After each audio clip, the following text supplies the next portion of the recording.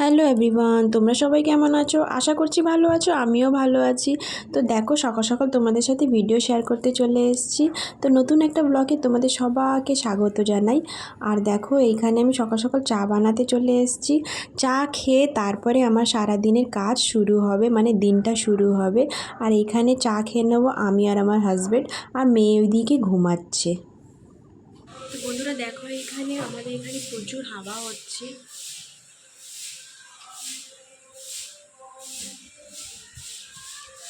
আর প্রচুর বৃষ্টিও হয়েছে, কালকে প্রচুর বৃষ্টি হয়েছে। আজকে সকাল সকাল মেঘলা মেঘলা আছে। তো দেখো এখানে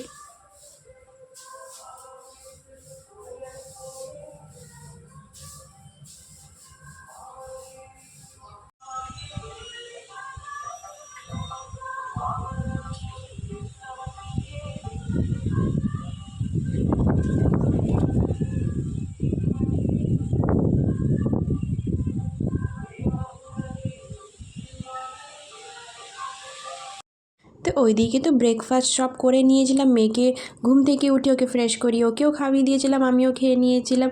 তারপরে দেখো দুপুরে আমি এখানে লাঞ্চ বানাতে চলে এসেছি।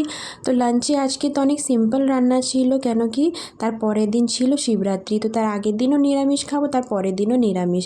তো এখানে আমি মুগ ডাল বানিয়ে নেব। মুগ ডাল বানাবো আমি একটু লাউ দিয়ে। তো এইদিকে তো মুগ ডাল আমি ভেজে আর একটু ধুয়ে বসিয়ে দিয়েছি সিদ্ধ হওয়ার জন্যে। সিদ্ধ হয়ে গেছিলো। তারপরে দেখো এখানে লাউ অ্যাড করে দিচ্ছি। আর এইদিকে না আমি পটলটা ভেজে নেব। তো পটলটা ভাজা হয়ে গেলে লাউটাও প্রায় ফোড়ন দিয়ে দেবো। তারপরে দেখো সকালে যে সারাদিনের কাজ হয় সেটাই করে নিয়েছিলাম। আর এইভাবেই মানে আমার দিনটা কাটে। তো এইদিকে তো মেয়ে মানে খেলা করছিল, আর আমি এইদিকে রান্না করে নিচ্ছিলাম। আর আমার দাদার মেয়েও কি হয় না, পরীক্ষা একটু দেরি করে হচ্ছে ওর, কিন্তু আজকের দিনটা মানে ওর ছুটি ছিল। মানে শিবরাত্রি পরের আগের দিনটাও ছুটি ছিল, তার পরের দিনটাও ছুটি ছিল কন্টিনিউ। কেন কি এখন তো বোর্ড পরীক্ষা হচ্ছে, তো সেই জন্য ওর স্কুলটাও, ওরও পরীক্ষাটাও একটু দেরি করে হচ্ছে। তো ওর সাথেই মেয়ে খেলা করছিল, আর এদিকে আমি রান্নাবান্না করে নিচ্ছিলাম। তো দেখো এইদিকে প্রায় পটল ভাজাটা হয়ে গেছে, পটল ভাজাটা আমি তুলে নিয়েছি। আর এইদিকে ডালের ফোড়নও হয়ে গেছিলো। আর এইদিকে আমি ভাত বসিয়ে দিয়েছি। তবে ডালটা ফোড়ন দিয়ে দেওয়ার পরে এইদিকে আমি একটু না ডালের মধ্যে না আদা দিয়ে দেবো। আদাটা না একটু থেতে দেবো, তো টেস্টটা খুব ভালো আসে। আর ওইদিকে অ্যাড করে দেবো একটু জিরে পাউডার। জিরে পাউডারটা মানে আমার ঘরে বানানোই জিরে পাউডার অ্যাড করে দিয়েছি। আর এদিকে রান্না প্রায় কমপ্লিট। এদিকে ভাত হচ্ছে, আর ডাল হয়ে গেছে, আর পটল ভাজা। আর এদিকে না দুধ এসছে গরুর, তো সেটা গরম করে নিচ্ছি।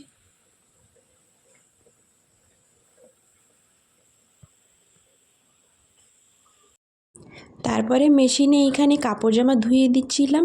আর তারপরে আমি স্নান করতে চলে গেছিলাম। স্নান করে এসে পুজো দিয়ে ফ্রেশ হয়ে তারপরে ভাত টাত তো খেয়ে নিয়েছিলাম, মেয়েকে খাবি আমিও খেয়ে নিয়েছিলাম। আর এইদিকে মেয়ে ঘুমিয়ে পড়েছিল। তারপরে আমি জামা কাপড় ধোয়া হয়ে গেছিলো, সেইগুলো আমি একটু মেলে দিচ্ছিলাম।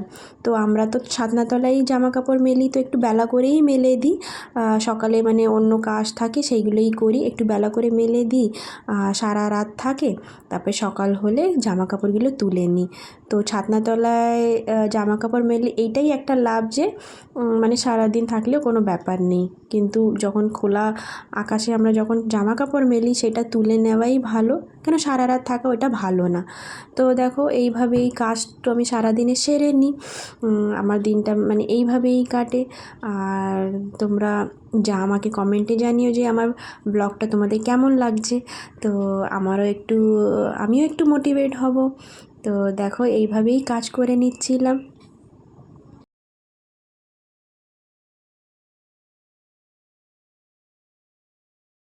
তারপরে তোমাদের সাথে না আমি তার পরের দিনটা মানে শিবরাত্রির দিনটা ব্লগটা কন্টিনিউ করব।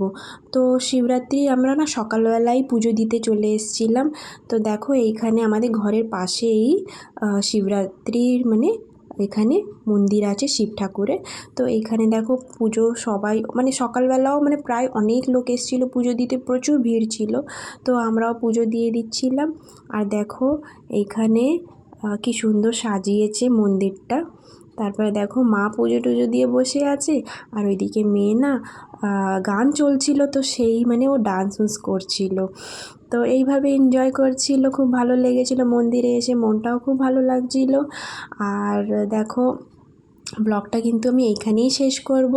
আশা করছি ভালো লেগে থাকবে। যদি একটু ভালো লেগে থাকে লাইক করে দিও, আর কমেন্টে জানিয়ে যে কেমন লেগেছে। দেখা হচ্ছে নেক্সট ব্লগে। ততক্ষণের জন্যে বাই বাই।